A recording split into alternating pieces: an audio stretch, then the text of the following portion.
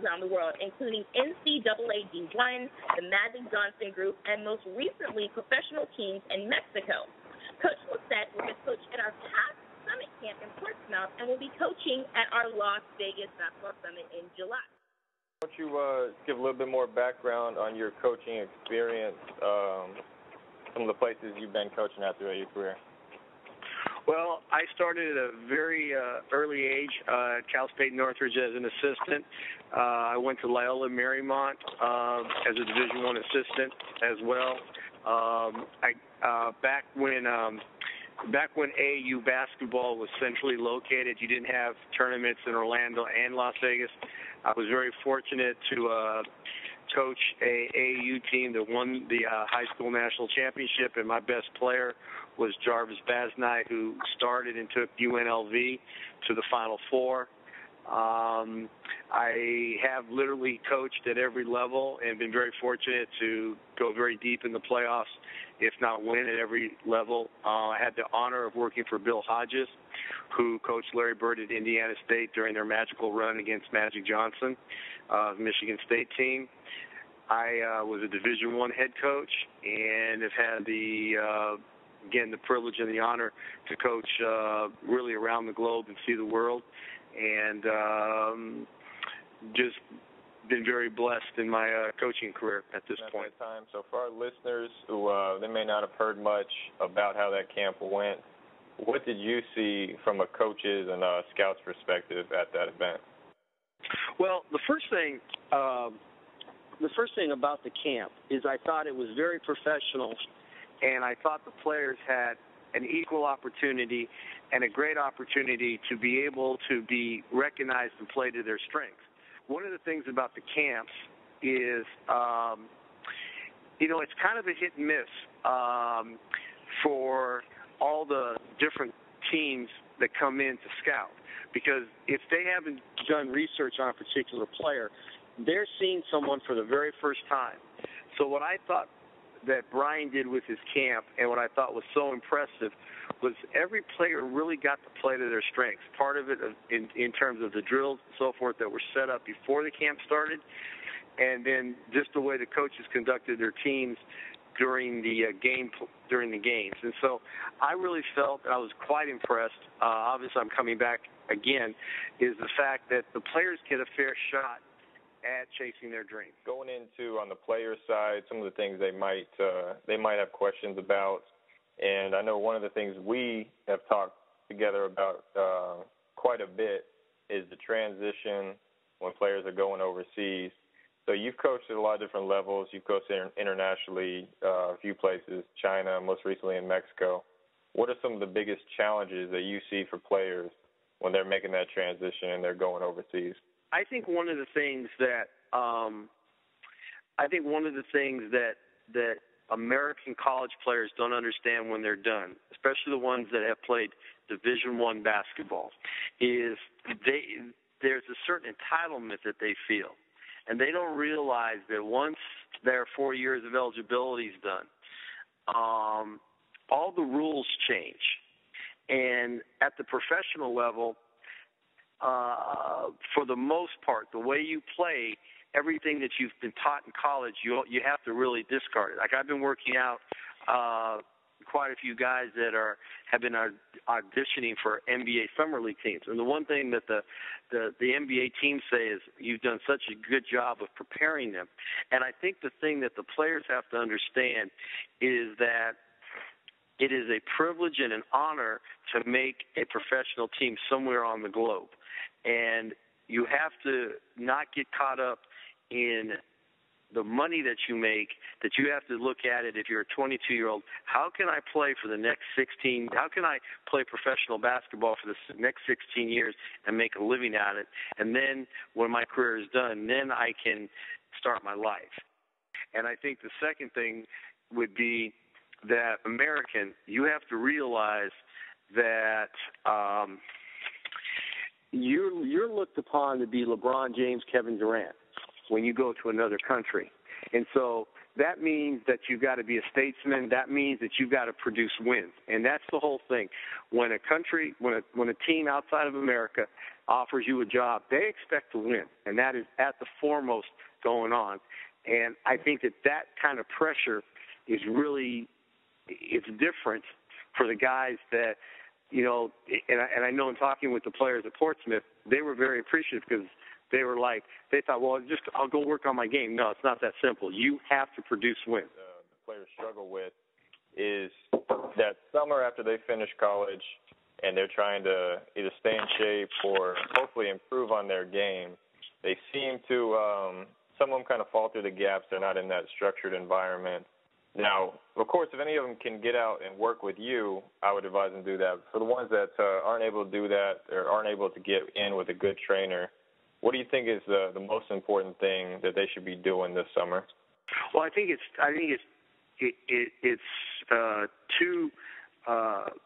two-phase. Number one, and I didn't. Now, granted, the season had just gotten done, but I thought all the players at Portsmouth were in pretty good shape.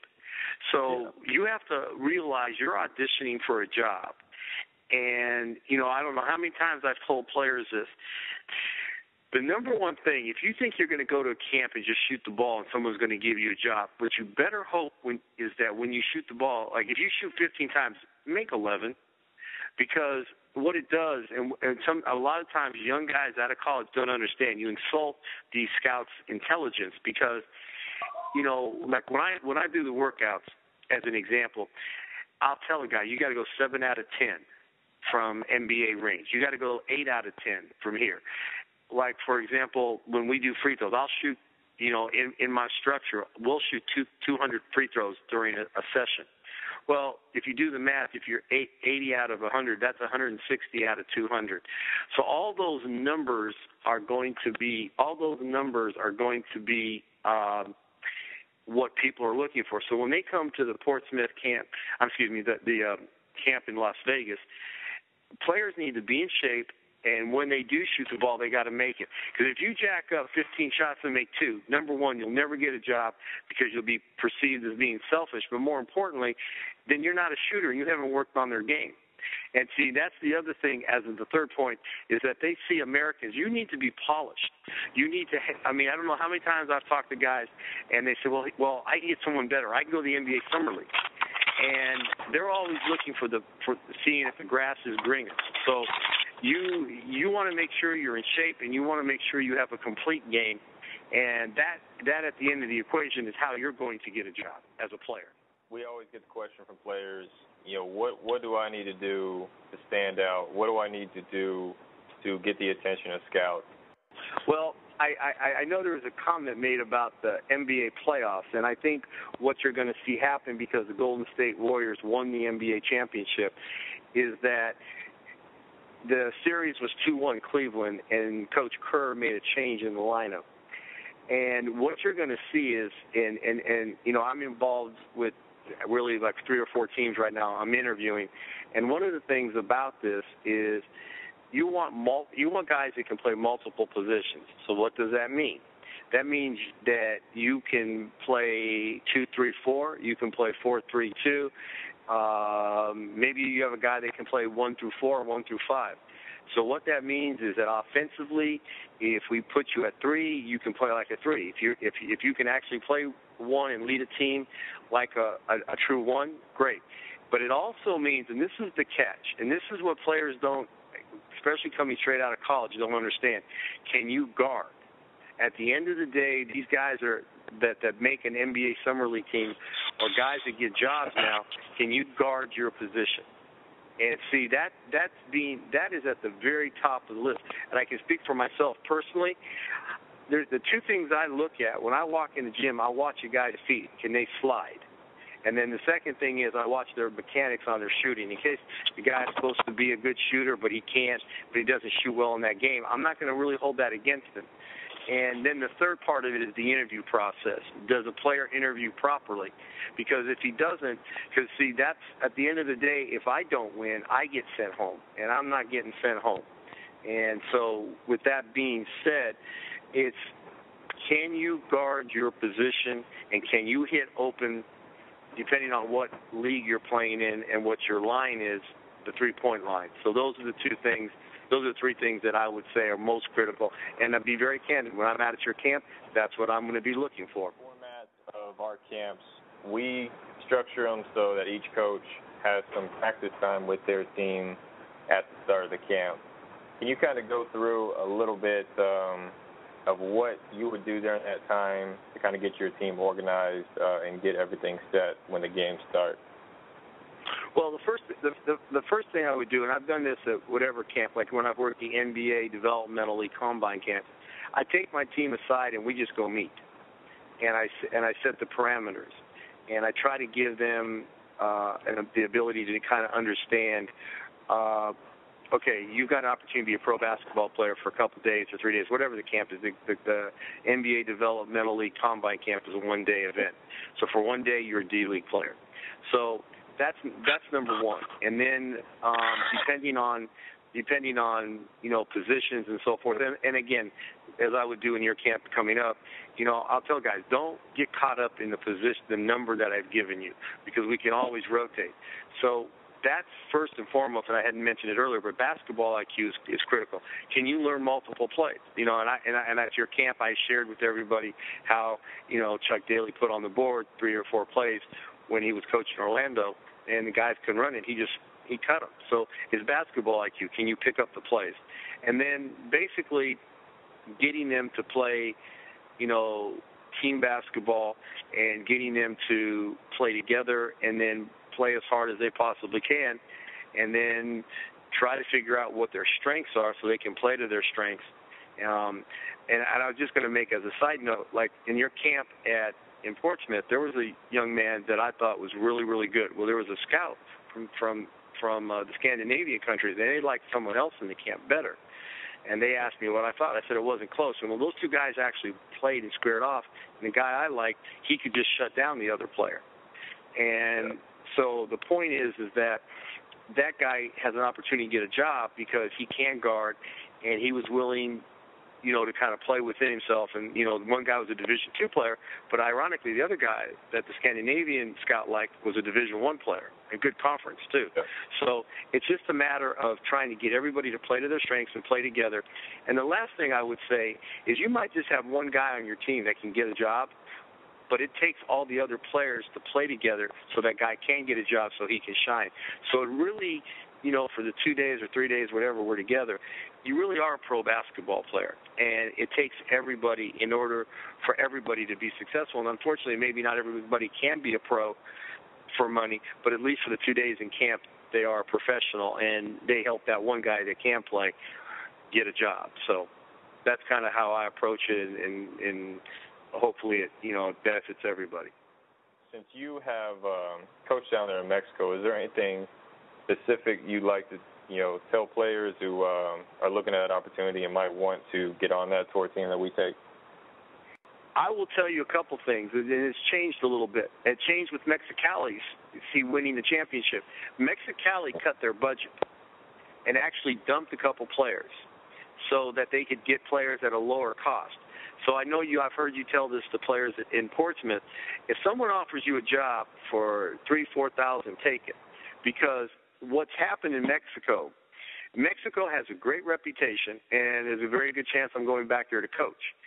And it also kind of it has a great reputation, and then sometimes there's been some negatives. But the truth of the matter is that what Jalapa did and what was it, Cancun, they had 2 ex-NBA players that started in the NBA, paid them a ton of money. They didn't win the title. So now what people are seeing, and it goes back to what I said about multiple positions, they're saying, okay, let's get someone at a more reasonable price, $6,000, $7,000, $8,000 an American, and guy that can play multiple positions. So what you have to be willing to do is say, okay, I'm going to take a job and build a career in Mexico, because the real upside about Mexico, if you go down there and not get in any trouble, don't anything like that, and you play real consistent and ownership likes you, you can stay in Mexico for 10, 15 years and have a great career. And not only that, but you can transition, which is now becoming a trend in Mexico, from the LMVP to CIPA Copa. So you can have a 10 and a half, 11-month job. You can be playing year round, and the housing and the food and all that what they do for you down there is first class. You're a veteran of attending and coaching these showcases in Vegas. I know you've been out there a lot for NBA Summer League. Can you give some of the insight you might have for what opportunities are out there for players during that time? And if you think they'd be a good investment for players to make and come out to the Las Vegas Basketball Summit? What I like about the way you structured your camp is the fact that, and I'm not taking a shot at anybody else. I'm looking at it in terms of my evaluating of camps. There are a lot of camps that will take players and you wind up having 11, 12 guys on a team, where in your case, in your camp, that's not the case. So it really lends itself to being able to play to your strengths. And I think from an integrity standpoint and an ethical standpoint, that's why I've told you, privately as we've talked, Brian, why I've gravitated, because I think that your integrity and your ethical conduct is at the very top. If you go 1 from 10, you're a 10 plus actually. So with that in mind, I think a player has an opportunity to chase a dream, and you're going to have a fair evaluation of yourself. Now, as a player, you might not like the evaluation at the end, and you might not want to deal with it, but it will be fair. And I think that I know that we have talked, and you talked about where you're housing the players. Well, I know there's matter of fact, I've got a player here, Al McKinnon, who played at Green Bay. He's played in exempt tournaments during his college career out in Las Vegas. And so you've got a hotel where I was a Division I head coach. I played in exempt tournament. So the housing and the food availability and the integrity of your camp, I mean, if a player really wants to have an opportunity, and I know you're going to have a ton of guys come through there in terms of coaches and scouts that are looking, I just think if a player wants an opportunity to really see if he fits, your camp is the best. And that's how I feel.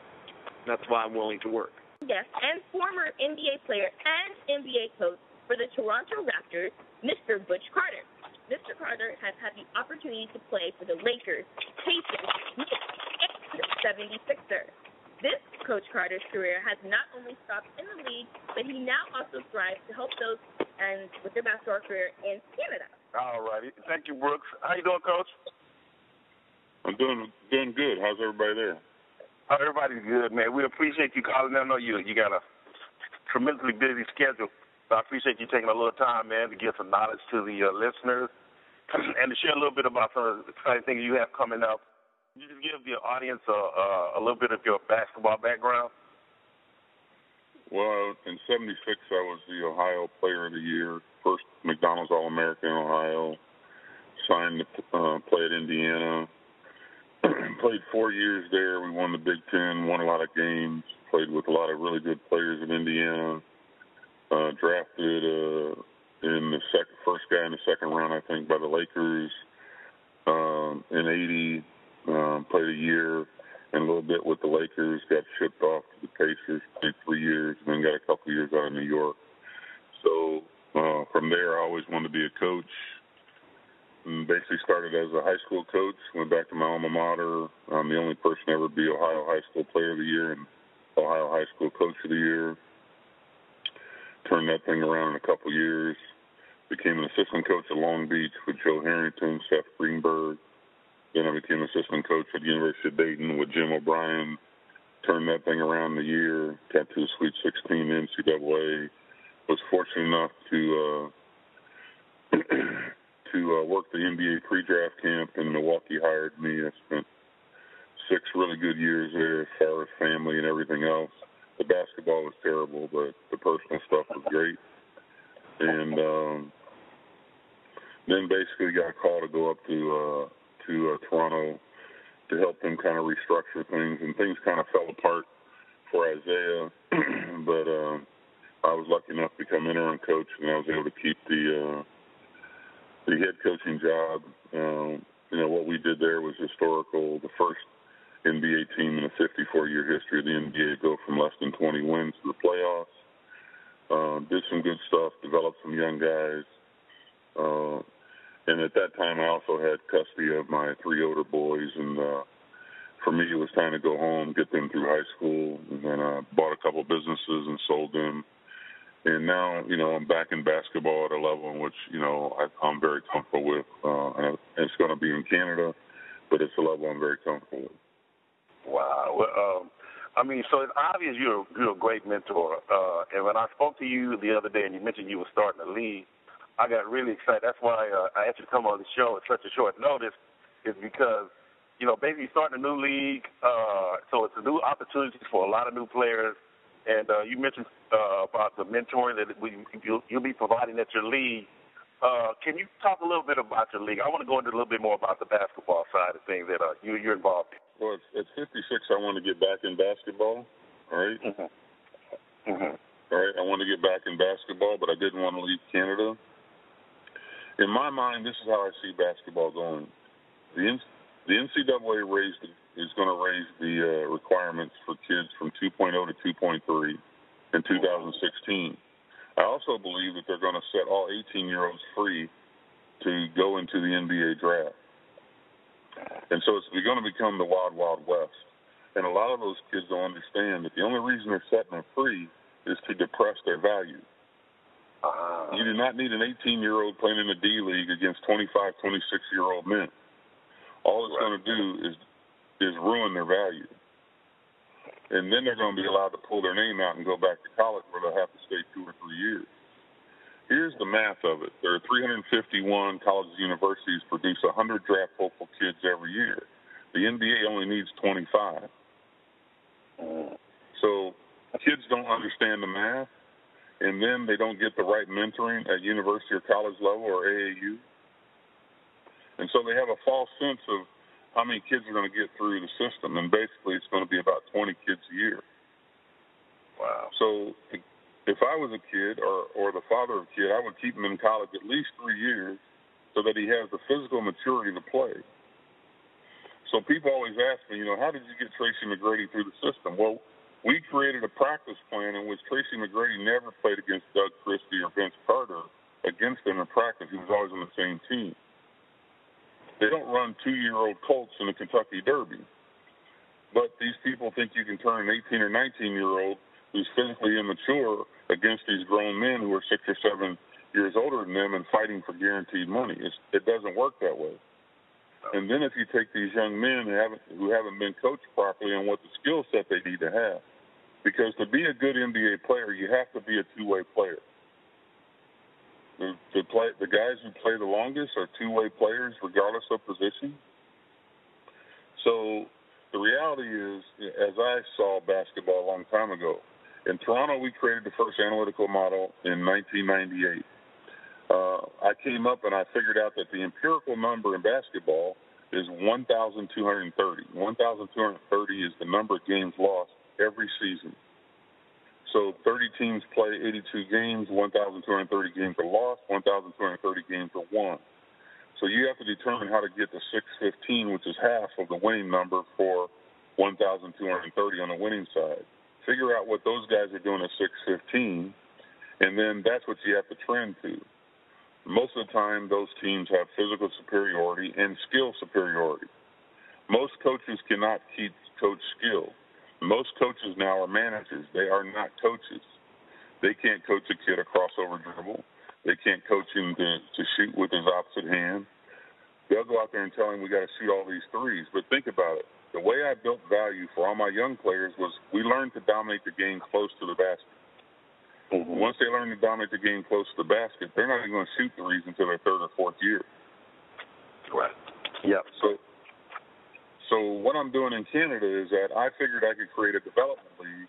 So when this whole system opens up and the NCAA turns these kids loose, that I can mentor 2 or 3 of them, just as we did Vince and Tracy, and help them get through the system by teaching them to grow their skill set.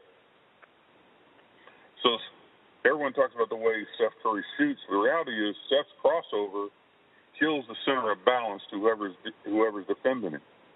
Mm-hmm. So because he has such a great crossover, they're never able to keep him on one side of the floor. So that lets him have less talent, but a higher IQ, and extremely, he probably is the best shooter in the world. But we've had great shooters before who couldn't get themselves open. Right.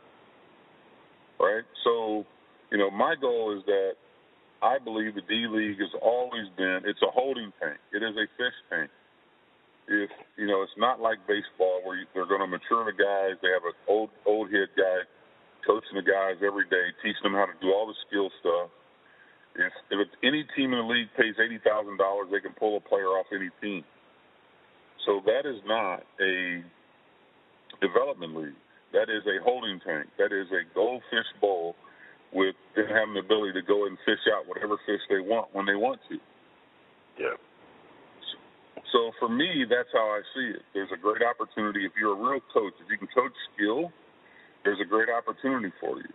But right now, there's so much money in the system in the NBA, it's more of a manager. Need a manager. Because we just want to hold it together. Because everybody gets paid win or lose. Right. Where when I started coaching, the only guy that got paid was a guy who turned the program around and developed the talent.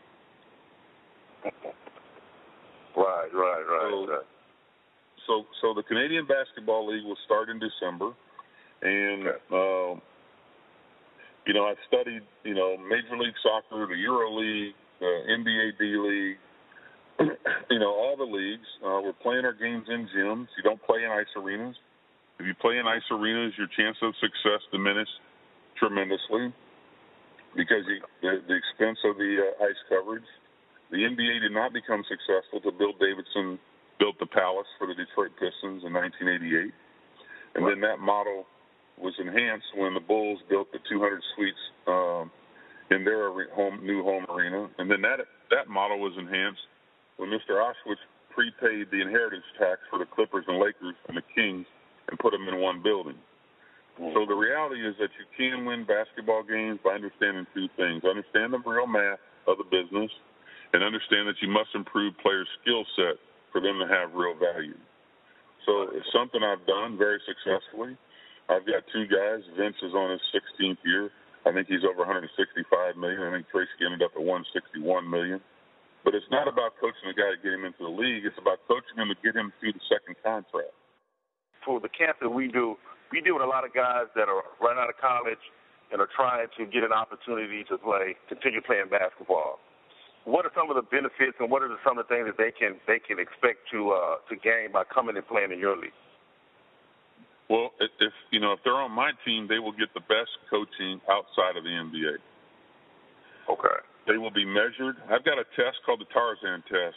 So this was a test I applied to all the potential draft picks of the 9 years I was in the NBA. I have 1,200 guys in that test. I can put a guy through the Tarzan test, and I can tell them physically where they're at over 1,200 players. Okay. So that's extremely important because some guys don't have the physical gift that it takes to compete in an 82-game schedule. Now, some guys can get through a 50-game schedule or a European schedule, but it takes a certain kind of athlete to get through that 82-game schedule. Oh, yeah. So the Tarzan test is a big indicator for me. It's my baseline testing on if he has the physical ability. And the second one's just really simple. I led the Big Ten in field goal percentage as a senior at Indiana, so I can teach shooting. I can teach dribbling with both hands. I can teach a crossover dribble. There's a special drill I have in which we teach them how to have a crossover that's effective against the best defender in the NBA. Because for some guys, it's about being in the NBA. I'm trying to coach guys who want to excel in that arena. So, what can they expect? They can expect it to be fair, and I'm not going to take guys that can't play or don't have a chance. Because the reality for me is that so many kids fail because they don't get the right coach to put their hands on them. Yeah. And I was fortunate. The stuff that I knew and passed through to the young guys I coached, they were smart enough to grasp hold of it because they knew it meant value to them. But let me tell you the one thing they're going to get if they're in my league. I ask all of them to love themselves enough to come and get themselves in great shape and invest in themselves every single day. Everybody else is going to tell them, well, selfish is a bad word. Listen to me. If I get 11 selfishly great conditioned basketball players that work on their skill set, we are going to whoop somebody's behind. Exactly. And it's just that simple. I'm not there to manage them. I am there to grow them as men so that, like my little brother, they can stand up and say, I am a grown man and I earned this. Now, how many teams will you have? Well, we'll start with 6 teams. All the teams are in markets over 400,000 people. The teams are arenas hold at least 2,000. The main benchmark was the EuroLeague and the success of the EuroLeague. So we'll get that done in a very positive way. And if they go to CBL.TV or CanadianBasketballLeague.com, it'll send them to the website and they can send information. And the next week we'll be posting our tryouts. I'll be out in Vegas to see your camp. Okay. So it's a process, but I just want guys that will put the work in for themselves. I don't need them to put it in for me, but I need to put it in for themselves and their families. So I believe they have to get it done for themselves. I'm not doing it for them to get it done for me. So and the ones who can absorb that water, they get the drink. Coach McNeil, I wanted to find out, Coach Carter asked and was discussing more so about opportunities for individuals who want to come and play and pursue a career in basketball, but do you think there also might be other opportunities for individuals, who want to become coaches or general managers in his league as well, with this new league? No question. I think that he's at the beginning stages, and he's definitely going to be looking for some good good young professionals that want to get their foot in the door. Because just like the players that are trying to make that leap from the minor league or from college to the NBA, it's the same with people that want to get on the executive side. And so that's one thing that I got a passion for as well too. I mean, Brian, with Gerson Russell, who was the guy that started with me as basically a recruiter. And I always tell people this story, but I was so impressed. I met him at an event, and he was a 25-year-old kid working for a shoe company, and I was really impressed with how professional he was. So I asked him, what was he doing? He told me, just work for the shoe company. What's your ultimate goal? What are you trying to do? He said, man, I want to be a general manager for an NBA team. And I was, shocked. I'm like, he's 25 years old. He's from Colombia, and he got these ambitions to try to get into a field that, it's very political. It's very tough. You got to know the right people.